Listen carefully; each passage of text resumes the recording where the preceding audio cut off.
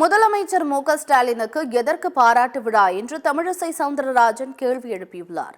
சென்னை விமான நிலையத்தில் செய்தியாளர்களுக்கு பேட்டியளித்த அவர், திமுக அரசு வாக்குறுதிகளை நிறைவேற்றாமல் தினம் ஒரு பாராட்டு விழா நடத்துவதாக விமர்சித்துள்ளார்.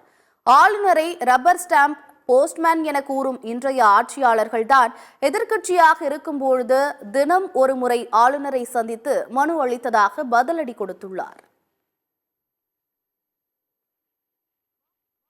சுயாட்சி நாயகன் வேற போட்டுக்கிறாங்க.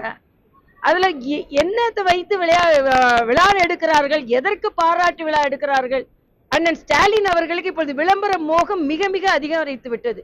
மக்கள் மீது கவனம் செலுத்தாமல் தினம் ஒரு பாராட்டு விழா, தினம் பாராட்டு விழாவில் மகிழ்ச்சியில் நனைய வேண்டும் என்று நினைக்கிறார்கள்.